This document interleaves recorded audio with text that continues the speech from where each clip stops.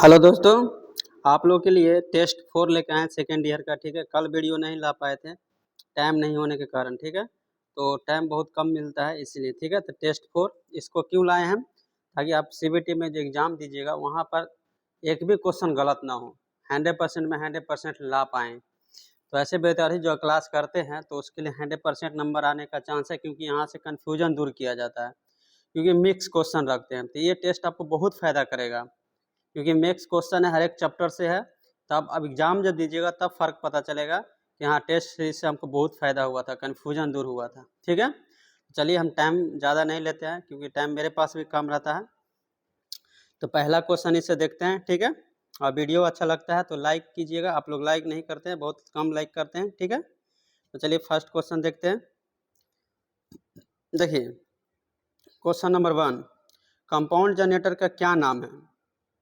Compound generator का क्या नाम है? क्या नाम है यदि शंट फील्ड जो है आर्मेचर के साथ समांतर में? पहली बात बोल रहा है कंपाउंड जनरेटर। ठीक है, तो जब कंपाउंड जनरेटर बोलेगा तो इसका मतलब इसमें सीरीज भी होगा और शंट भी होगा। ठीक है, लेकिन बोल क्या रहा है, तो आर्मेचर के सर क्या बोल रहा है, आर्मेचर वाइंडिंग है। ठीक है, ये आर्मेचर का वाइंडिंग है। ठीक है, यहाँ पर मान लीजिए सीरीज का फील्ड लगा। ठीक है, ये इसमें यहाँ से सप्लाई मिलता है। ठीक है, तो ये बोल रहा है कि शंट फील्ड जो है समांतर में है किसके साथ, तो आर्मेचर के साथ। तो आर्मेचर के साथ यहाँ पे समांतर में क्या है, कि ऐसे बोल रहा है। ठीक है, ये आपका सीरीज हो गया और ये आपका शंट हो गया। ठीक है, तो इसका नाम क्या है, ऐसे क्वेश्चन बोल रहे थे। ये हो गया शॉर्ट शंट। क्या हो जाएगा, शॉर्ट शंट। ठीक है, डी इसका राइट आंसर हो। यही आर्मेचर और सीरीज दोनों के साथ समांतर बोलता है, यहाँ पर आ जाता है उठ के समांतर दोनों के साथ बोलता है, सीरीज और आर्मेचर के साथ, तो आपका लॉन्ग शंट हो जाता है। ठीक है, तो राइट आंसर डी हो जाएगा। नेक्स्ट देखिए, डीसी जनरेटर को घड़ी की दिशा में ही क्यों चलाना चाहिए? मतलब क्लॉकवाइज में जैसे घुमा रहे हैं उसको क्लॉकवाइज में ही क्यों चलाना चाहिए, घड़ी की दिशा में ही क्यों चलाना चाहिए, इस तरह से क्लॉकवाइज में ही क्यों घुमाना चाहिए, ऐसे बोल रहा है।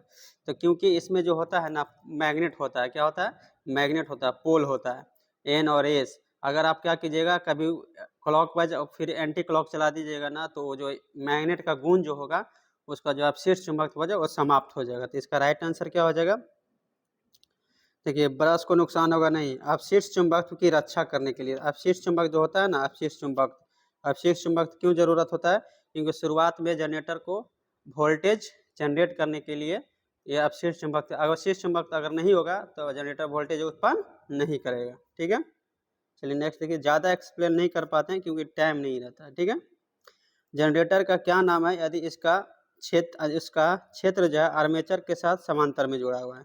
क्योंकि वहाँ पर क्या बोला था, कंपाउंड बोल दिया था, लेकिन यहाँ पर कंपाउंड नहीं बोला है, सिर्फ जनरेटर का नाम पूछ रहा है। और क्षेत्र के साथ समांतर में है कौन, आर्मेचर।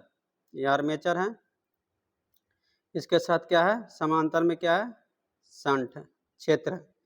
शंट क्षेत्र समांतर में ही शंट ही होता है, और कोई समांतर में होता नहीं है। यहाँ से क्या हो जाएगा, लोड। ठीक है, तो ये किसका किसका नाम है, तो ये शंट जनरेटर का नाम है। ठीक है, बाकी कोई होगा नहीं ऑप्शन। ठीक है, नेक्स्ट देखिए, जनरेटर में ब्रश बनाने के लिए किस सामग्री का उपयोग होता है? ब्रश जो नॉर्मली कार्बन ब्रश होता है, तो ठीक है, तो किसका मिश्रण से बनाया जाता है सामग्री का, तो ये आपका राइट आंसर किसको हो जाएगा, क्लिक कर लीजिए। ठीक है, अगर आपके पास कम टाइम है तो वीडियो को जरूर रोक लिया कीजिए। ठीक है, तो इसका राइट आंसर क्या हो जाएगा, कार्बन और ग्रेफाइट। ठीक है, इसका राइट आंसर हो जाएगा कार्बन और ग्रेफाइट।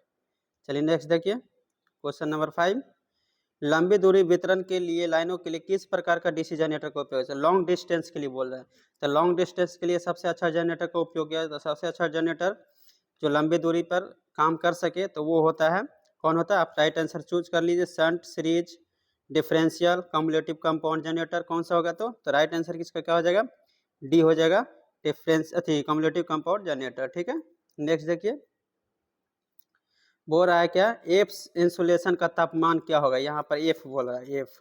ठीक है, तो थोड़ा सा याद रखने के लिए आपको, चलिए हम दिखा देते हैं। इसका राइट आंसर पहले आप चूज कर लीजिए कौन सा होगा। ठीक है, इसका राइट आंसर ऐसे आपको होगा डी। ठीक है, डी 155 डिग्री सेल्सियस। तो देखिए आपको दिखाते हैं एक चीज। ठीक है, लिखिए, देखिए अगर वही वाई ग्रुप बोलता, ए ग्रुप बोलता, ई ग्रुप बोलता, तो ये सब हो जाता। ठीक है, यहाँ पर दिया हुआ सबका ग्रुप, एच ग्रुप, ठीक है।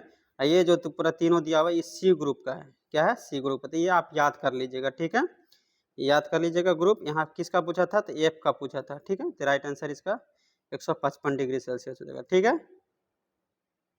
नेक्स्ट देखिए, गति नियंत्रण का कौन सा तरीका जो है डीसी सीरीज मोटर में रेटेड गति से नीचे गति देता है। मतलब रेटेड गति है, मान लीजिए 1440 आरपीएम है इसका, किसी का जनरेटर का, सॉरी मोटर का, तो वो उससे रेटेड गति से भी नीचे देता है, मतलब रेटेड गति पर भी नहीं पहुंच पाता। देखिए यहाँ पर तो आपको बहुत सारा ऑप्शन मिल जाएगा, वोल्टेज नियंत्रण विधि भी जो है ना रेटेड गति से नीचे ही देता है, ठीक है। और जितना भी आपको दिख रहा है तो इसमें राइट आंसर चूज करना है आपको, ये भी होगा रेटेड गति से नीचे ही होता है, सी ऑप्शन जो दिया गया है, ठीक है ना। और फील्ड टैपेड विधि भी जो होता है नीचे ही देता है, लेकिन फील्ड डाइवर्टर विधि से सिर्फ ऊपर देता है। बाकी ये सी देखिए, बी सी डी ये तीनों देता है रेटेड गति से नीचे, लेकिन बी और सी जो है ना वो रेटेड गति तक पहुंच सकता है, लेकिन डी नहीं पहुंच पाता है। क्या, डी नहीं पहुंच पाता, रेटेड गति से हमेशा नीचे ही रहता है, इसीलिए इसका राइट आंसर क्या लेंगे, डी लेंगे, ठीक है। ये भी सही था, सी बी भी सही था, सी भी सही था, लेकिन ये रेटेड गति पर पहुंच जाएगा बी और सी, लेकिन रेटेड गति से नीचे रहता है, इसीलिए इसका राइट आंसर क्या हो जाएगा, डी हो जाएगा, ठीक है। नेक्स्ट देखिए, डिफरेंशियल कंपाउंड मोटर में शुरू करने के समय श्रेणी क्षेत्र को लघुपतित कर जाता है। मतलब जो डिफरेंशियल कंपाउंड जो मोटर होता है उसमें शंट फील्ड होता है और सीरीज फील्ड होता है। सीरीज फील्ड को क्या कहता है, शुरू में शॉर्ट सर्किट कर देने के लिए, मतलब उसका मतलब समझिए कि बंद कर देने के लिए, कनेक्शन को शॉर्ट सर्किट कर देना यानी बंद ही हो जाना।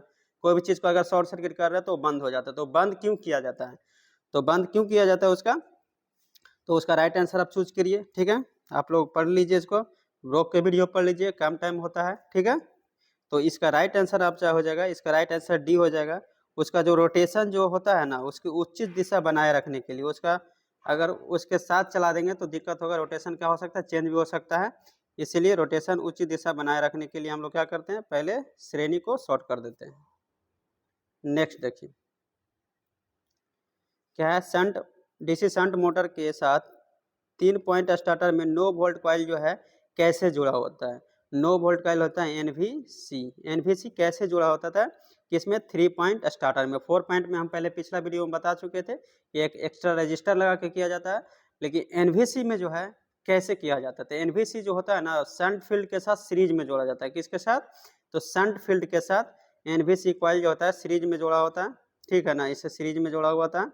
मान लीजिए एनवीसी कॉइल है तो, ठीक है, ये सीरीज में जोड़ा होता है, ये शंट फील्ड हो गया, ठीक है। तो सीरीज में जोड़ा था, कैसे जोड़ा था, सीरीज में। तो इसका राइट आंसर आप चूज कर लीजिए। तो इसका राइट आंसर क्या हो जाएगा, आपको डी हो जाएगा, ठीक है। शंट फील्ड के साथ श्रेणी में जुड़ा होता है, ठीक है। नेक्स्ट देखिए,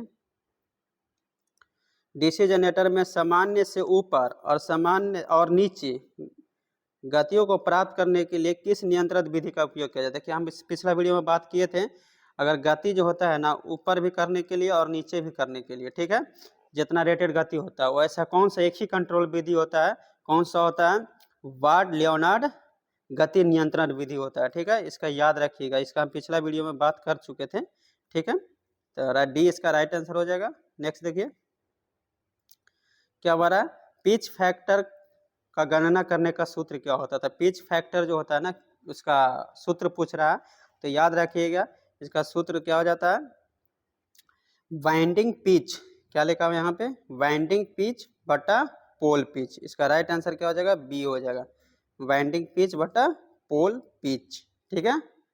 नेक्स्ट देखिए, इसमें और एक्स्ट्रा कुछ है नहीं। क्या बोल रहा है, 50 हर्ट्ज आवृत्ति पर 6 पोल वाले 3 फेज एसी मोटर का जो है ना तुल्यकालिक गति बता रहा है, एनएस पूछ रहा था। एनएस बराबर क्या होता है, 120 गुने एफ बटा पी, ठीक है। तो 120 गुना 50 हर्ट्ज, 50 हर्ट्ज दिया हुआ है ना यहाँ पर फ्रीक्वेंसी, ठीक है। पोल कितना दिया हुआ है, तो 6, ये है ना पी पोल, ये क्या था फ्रीक्वेंसी, ठीक है। तो यहाँ पर पोल क्या आ जाएगा 6, तो 6 से काटेंगे 12 को 2 मरते, ठीक है। तो 5 दूनी 10, तो 1000 आरपीएम हो जाएगा, ठीक है। राइट आंसर क्या हो जाएगा, बी। अपने रोटर पथ से 3 phase squirrel cage induction motor, अपने रोटर पथ से 3 फेज इंडक्शन मोटर, ठीक है। स्क्विरल केज इंडक्शन मोटर में जो होता है ना, उसके रोटर में किसी प्रकार का वाइंडिंग नहीं होता, वाइंडिंग नहीं होता, ठीक है, कोई प्रकार का वाइंडिंग नहीं होता।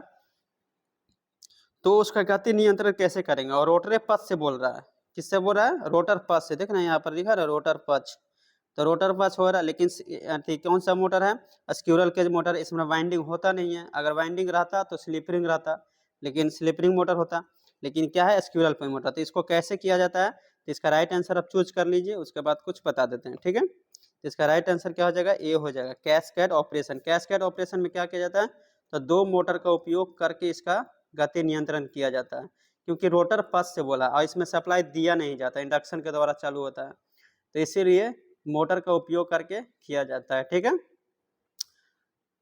चलिए नेक्स्ट देखिए,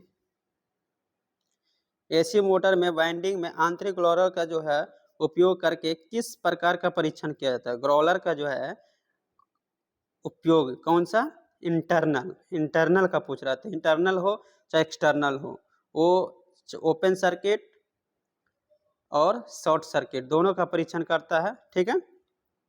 ये जो है इसका राइट आंसर क्या हो जाएगा, तो इसका राइट आंसर जो हो जाएगा 14 का क्या हो जाएगा, तो इसका राइट आंसर हो जाएगा शॉर्ट सर्किट परीक्षण। क्या हो जाएगा, शॉर्ट सर्किट परीक्षण आंतरिक ग्रोलर, ये एसी मोटर में ही किया जाता है, ठीक है। इंटरनल ग्रोलर जो है आपका एसी मोटर में किया जाता है स्टेटर के लिए, ठीक है, तो याद रखिएगा। नेक्स्ट देखिए, एकल चरण मोटर में जो है स्टार्टिंग और रनिंग वाइंडिंग के बीच कैसे स्थापित किया जाता है। तो स्टार्टिंग वाइंडिंग ये हो गया, ठीक है, यहाँ कैपेसिटर लग गया, यहाँ पर रनिंग वाइंडिंग होता है, ठीक है। तो ये हो गया स्टार्टिंग, ये हो गया रनिंग। तो ये कितना डिग्री पर स्थापित किया जाता है, तो 90 डिग्री पे स्थापित किया जाता है, ठीक है, 90 डिग्री पर। तो कितना डिग्री पर, तो राइट आंसर क्या हो जाएगा, सी इसका राइट आंसर हो जाएगा, ठीक है। स्प्लिट कला मोटर में अब केंद्रीय स्विच जो आता है, सेंट्रीफ्यूगल स्विच का क्या कार्य होता है, ठीक है। तो इसमें पिछला वीडियो में भी आ चुका था, जो है सेंट्रीफ्यूगल स्विच जब भी बात करेगा तो स्टार्टिंग वाइंडिंग के साथ सीरीज में रहता है, तो उसी का कनेक्शन को बंद चालू करने के लिए किया जाता है, ठीक है। तो इसका राइट आंसर आप चूज कर लीजिए, ठीक है। तो इसका राइट आंसर हो जाएगा डी, आपूर्ति से शुरुआती वाइंडिंग को बनाए और तोड़ने के लिए, ठीक है, making and starting winding for, ठीक है, make and break starting winding from supply, ठीक है। इसका राइट आंसर क्या हो जाएगा, डी। नेक्स्ट देखिए, कौन सी मोटर जो है आधी कुंडली वाइंडिंग किया जाता है। तो देखिए आधी कुंडली वाइंडिंग जो होता है ना, 21 में किया जाता है। तो आप देखे होंगे सीलिंग फैन, सीलिंग फैन में जो होता है ना, कॉइल का जो संख्या होता है ना, कॉइल का संख्या पोल का जो होता है ना, पोल का 2 गुना होता है। क्या होता है, 2 गुना होता है। तो इसमें जो है ना, इसी के कारण क्या बोला जाता है इसको, छत वाले पंखे में हाफ कॉइल वाइंडिंग बोला जाता है, ठीक है। इसका राइट आंसर हो जाएगा आपका सी। देखिए जल्दी जल्दी टाइम दे रहे हैं, इसका मतलब आपको क्या करना है, वीडियो को थोड़ा रोक लेना है और आंसर देना है, ठीक है, अगर नहीं टाइम लग रहा है आपको सोचने में। तो देखिए सैडेड पोल मोटर, ठीक है, सैडेड पोल मोटर का उपयोग कहाँ किया जाता है, ठीक है, सैडेड पोल मोटर, ठीक है, सैडेड पोल मोटर का कहाँ किया जाता है, तो राइट आंसर आप चूज कर लीजिए, ठीक है। ये हो जाएगा आपको हेयर ड्रायर में, हेयर ड्रायर में, ठीक है, और ठीक है, और ये भी पूछता है सीलिंग फैन में, तो परमानेंट कैपेसिटर मोटर का उपयोग किया जाता है, ठीक है। ये ग्राइंडर वगैरह में तो आपको पता ही होगा यूनिवर्सल मोटर का होता है, ठीक है। नेक्स्ट देखिए, किस प्रकार के सिंगल फेज मोटर जो है अन्य प्रकार के सिंगल फेज मोटर के तुलना में अधिक स्टार्टिंग टॉर्क देता है, मतलब टॉर्क बहुत ज़्यादा होता है। तो किस प्रकार का मोटर आप देखे होंगे, आपके घर में भी यूज होता है वो। चलिए ठीक है, इसका राइट आंसर क्या हो जाएगा, तो इसका राइट आंसर हो जाएगा यूनिवर्सल मोटर। ये यूनिवर्सल मोटर जो मिक्सर जो आप चलाते हैं, देखिए उसमें लोड नहीं दीजिएगा और चालू कीजिएगा, कितना स्पीड चलेगा, हो सकता है तो आपको अगर 5 मिनट चला दीजिएगा उसको तो खराब हो जाएगा, इतना स्पीड होता है, क्योंकि उसमें सीरीज मोटर लगा होता है, एसी सीरीज मोटर। इस मोटर को एसी सीरीज मोटर भी कहते हैं। नेक्स्ट देखिए, अल्टरनेटर जो है रोटर को डीसी प्रदान करने वाले उपकरण का क्या नाम है। मतलब अल्टरनेटर जो होगा, अल्टरनेटर से हम लोग क्या करते हैं, सप्लाई लेते हैं, तो हम लोग को सप्लाई लेने के लिए क्या करना पड़ता है, मैग्नेट बनाना पड़ता है। तो मैग्नेट बनाने के लिए हम लोग जो सप्लाई देते हैं जिस कॉइल में, उसको एक्साइटर बोलते हैं। क्या बोलते हैं, डीसी प्रदान वाले, जो डीसी प्रदान करता है, डीसी प्रदान करता है उस कॉइल को जिसमें मैग्नेट बनेगा, उसको क्या बोलते हैं, तो एक्साइटर बोलते हैं, ठीक है ना। समझ में आ गया? राइट आंसर क्या हो जाएगा? ए हो जाएगा। नेक्स्ट देखिए, 4 पोल रेटेड वाला वोल्टेज 50 हर्ट्ज फ्रीक्वेंसी के साथ चल रहा है, तो इसका गति क्या होगा? जैसे इसका आप खुद बना सकते हैं, एन बराबर एन एस बराबर 120 गुने एफ बटा पी। ठीक है, यहाँ पर पोल दिया हुआ है, पी दिया हुआ है, फ्रीक्वेंसी दिया हुआ है, एफ दिया हुआ है। अब बस इसमें कर दीजिएगा, आंसर दे दीजिएगा, पुट कर दीजिएगा। चलिए, इसका राइट आंसर हम लोग को पता होता है कि 50 हर्ट्ज पर 4 पोल पर कितना होता है, तो 1500 आरपीएम होता है। ठीक है, 4 पोल और 50 हर्ट्ज, ये ध्यान दीजिएगा, दोनों होना चाहिए। ये ना कि एगो 60 हर्ट्ज है और 4 पोल है तो आप मार दीजिएगा 1500, तो गलत हो जाएगा, वो 1800 होता है।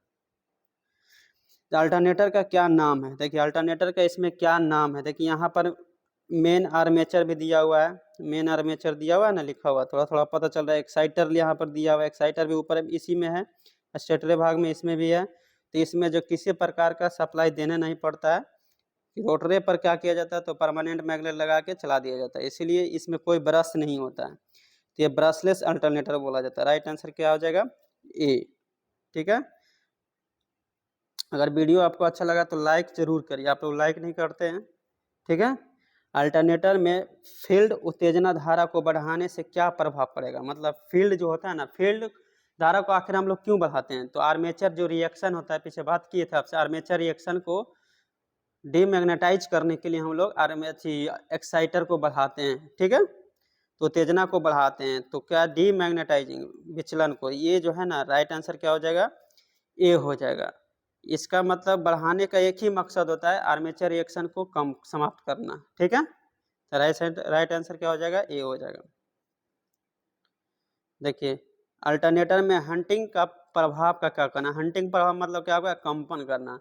अगर मान लीजिए अल्टरनेटर कंपन कर रहा है, तो इसमें जरूर है कि लोड जो है ना, तो आप राइट इसका आंसर दे दीजिए। ठीक है, तो लोड में नियंत्रण उतार चढ़ाव के कारण क्या होता है, इसमें अल्टरनेटर जो है आपका हंटिंग करता है, कंपन करता है। तो राइट आंसर क्या हो जाएगा? डी। ठीक है, आपको देखिए कम समय में ही आपको 25 क्वेश्चन करवा दिए हैं। अगर आप और डिटेल में समझना चाहते हैं, हर एक ऑप्शन के बारे में समझना चाहते हैं, तो आपको कम से कम 25 क्वेश्चन में 50 मिनट लग जाएगा, 40 मिनट लग जाएगा कम से कम। अगर हर एक ऑप्शन के बारे में अच्छे से समझाना पड़े तो आप लोग का एग्जाम नज़दीक है, पीडीएफ पढ़ना पड़ रहा है, तो हम तो इसमें वीडियो सिर्फ इसी मकसद से बना रहे हैं ताकि आपका कन्फ्यूजन सिर्फ दूर हो। ठीक है, जब आप पीडीएफ पढ़े तो आखिर आपको कैसे पता चलेगा हम सही कर रहे हैं कि नहीं करते। हम मिक्स क्वेश्चन इसीलिए लाए हैं। ठीक है ना, तो इस वीडियो को आप देखते हैं टेस्ट सीरीज को रेगुलर, तो आपको जरूर सीबीटी में बहुत ज़्यादा फायदा होने वाला है। ठीक है, परिवर्तित गति पर उच्च प्रारंभिक बलाघूर्ण, मतलब स्टार्टिंग जो टॉर्क होता है प्रदान करता है। ठीक है, वो किस प्रकार का मोटर का उपयोग किया जाता है उसमें, मतलब मोटर जो है परिवर्तित गति भी देता है और बलाघूर्ण भी उच्च देता है। वो किस प्रकार का मोटर होता है? तो एक ही मोटर होता है, वो कौन होता है? 3 phase slip ring induction motor, जो रोटर के द्वारा जो है ना, रोटर में सब रियोस्टेट लगाकर उसको रेजिस्टेंस बढ़ाकर क्या किया जाता है? तो टॉर्क को भी बढ़ाया जाता है। ठीक है, टॉर्क को इस तरह से किया जाता है, तो 3 phase slip ring induction motor में। ठीक है, वीडियो अच्छा लगा है तो कृपया लाइक और शेयर जरूर करें हर एक ग्रुप में। ठीक है, आप कितना सही हुआ है वो कमेंट करके जरूर बताइएगा। ठीक है।